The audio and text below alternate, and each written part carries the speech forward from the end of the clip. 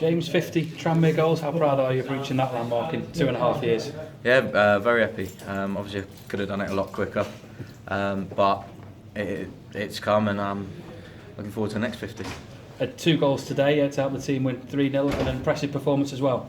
Yeah, from front to back, I thought we were superb. Obviously, the clean sheet's massive for us because it just means that we just need the solitary goal to win. But Cookie's first goal was taken really well. I was fortunate enough to get a second and a third, but we could have had a lot more if it wasn't for their goalkeeper. So I thought from the Macca and Sutty to Ride stepping in at right back, everyone was brilliant. Norwood and Jay Harris. We just ticked over really well and made it quite comfortable for ourselves. At least one of you or Cookie has scored in the last 7 games. You must be really pleased with that consistency that you've developed as a partnership. Yeah, we get on really well. Obviously, we used to travel in together and things like that, and we've just had a run of games now where we're pretty confident that we're going to be playing together, and it's just about building that sort of anticipation of where he's going to flick the ball and where I'm going to give it to him, and it's working well at the minute, so we'll just keep working on it and hopefully both carry on scoring. Does today again show how important it is for Tranmere to get an early goal against these teams who are so intent on sitting back and defending for their lives in the first half? Yeah, I think we showed that in the second half. They had to come at us a little bit more. I think they probably took the 1-0 at half time, and as soon as their sort of shape opened up a little bit, we were able to take advantage and outplay them.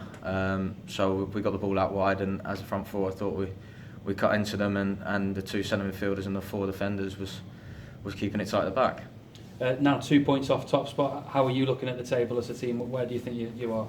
Still not going to look at it. I said it months ago. I said we're not going to look at it. We're just going to look at the points gap.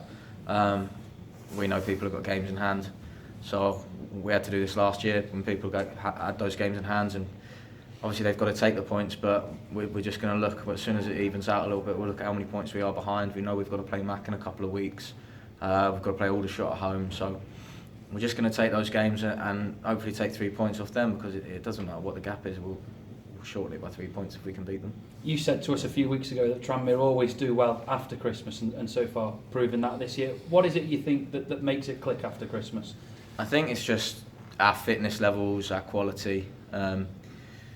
It's the business end, and when you've got players that have been there and done it several times over for some of the lads, they know what it takes, and they demand it from each other. There's people like Steve McNulty. He's been promoted 3-4 times. He demands quality, and he demands that everyone does their job and a half, really. So, like people like Jay Harris, played in this league a long time. It's the demand that's put on us from themselves and yourself. So you have to perform, or you'll be out of the team. And how much is that experience of last year going to count for in the final few months as well?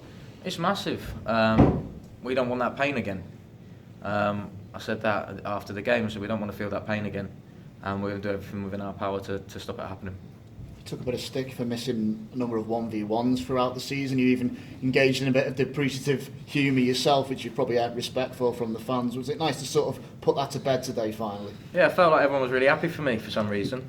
But no, yeah, I missed one that I just missed it. Should have buried it, but I just, like I said, I've been working on them with Lee Jones and Parky, so I'll just keep working on them, and hopefully now that the one's gone in, I'll be all right. Do you feel that you're really getting a return on the hard work that you've put in? Because there's been no lack of effort from yourself, has there? No, I know my game, and it's about hard work and trying to do things and chasing people down and harrying, but I don't get an opportunity to do that if the players behind me aren't doing their jobs. I like to attack, I like to run in behind, and if the midfielders aren't finding you and things like that, you don't get a chance to score goals and set up goals. So the credit's with the teammates, really. And Cookie, I thought today was incredible. Didn't lose a header. Was finding me with his flick-ons. Norbs was finding me. Jay Harris was winning everything. So it's just about sticking together now and seeing it through. And of course, talking about the supply line, Ben Tollett back today with options from wide, and James Wallace still to come in. So plenty for you to keep your mouth watering, really, in terms of efforts to score goals.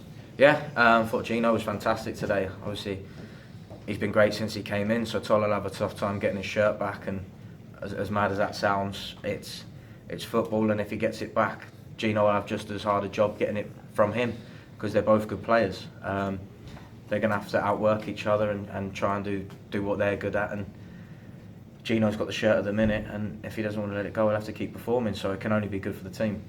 that's the competition for places really drives up the standard of the play on from the first team, doesn't it? Yeah, with Jay Wallace coming back, he's got undoubted quality. So people like Jay Harris, Jeff Hughes, Ollie Norman, they've got to be at it week in, week out. Gino's going to have to be at it week in, week out, because we haven't got room for people to be passengers, especially with the quality that's being demanded from us.